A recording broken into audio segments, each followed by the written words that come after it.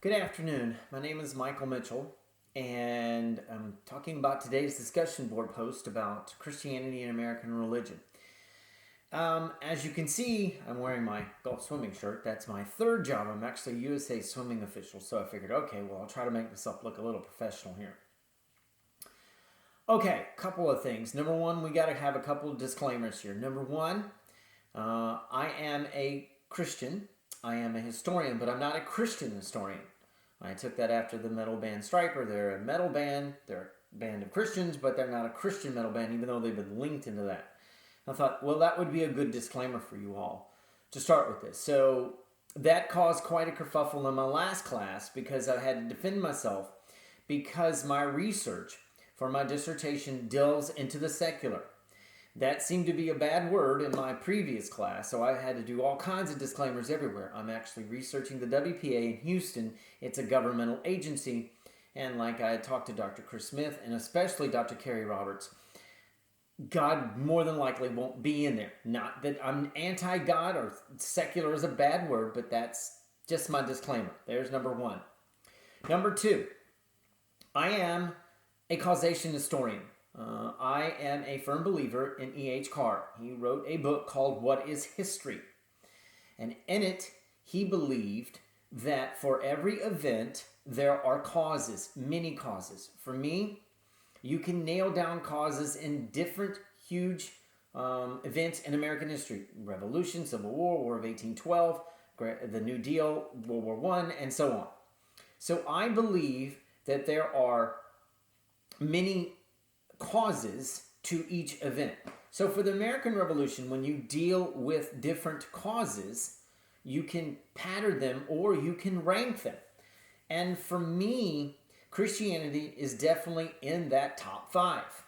Now, as far as I am concerned, I try to look at it from kind of that 35,000 foot level. Okay, I don't want to get too deep into it.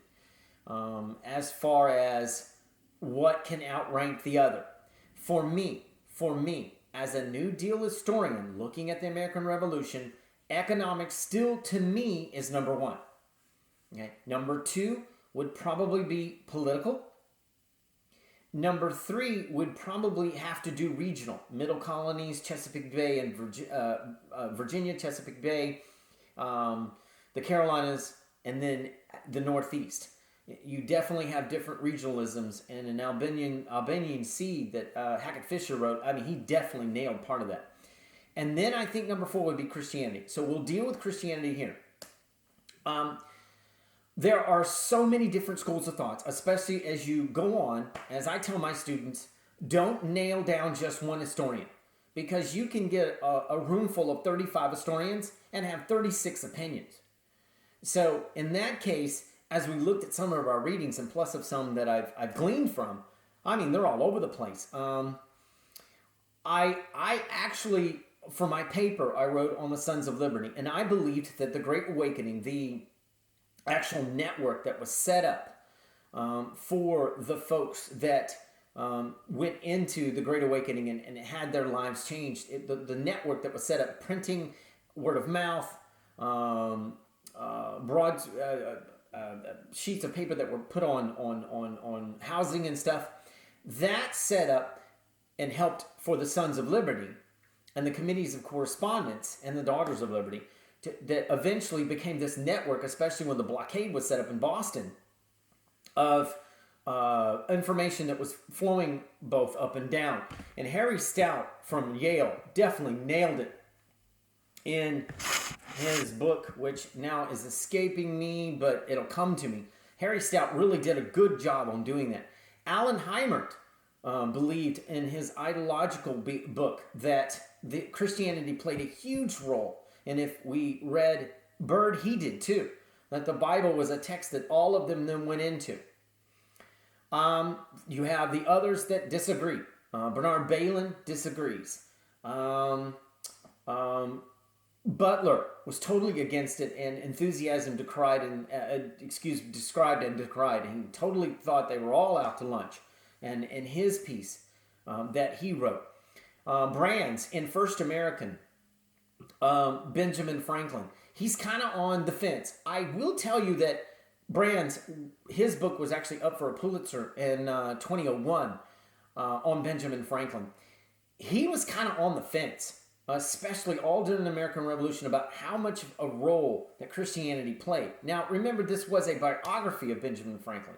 So, but he did kind of put to the forefront his relationship with the pastor who's now escaping me. It'll come to me. That was a huge part of the Great Awakening. And I'm not speaking of Samuel Davies. But anyway, so that being said, there's so many different schools of thought that it kind of balances itself out. Now, you want my opinion in conclusion. I believe that Christianity had a role. I don't think it's as huge as that Stokes brought out, that Stout brought out, that Heimer did.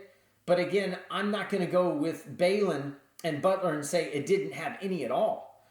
I think it's fair in the middle. I will say this, and this may cause complete kerfuffle from some of my colleagues.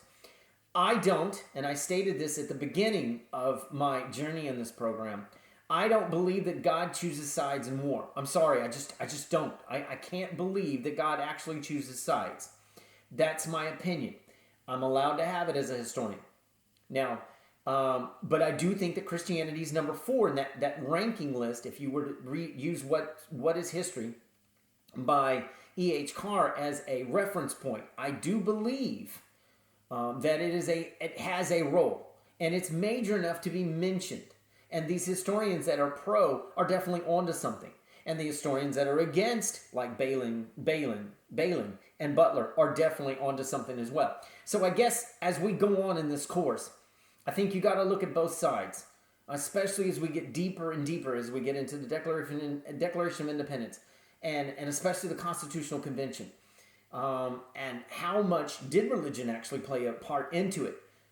When Benjamin Franklin starting from essentially an atheist, then to an agnostic, then to a deist, and he was one of the helping founding fathers. So I think you need to look at that as a historian. Just my opinion, and thank you for listening.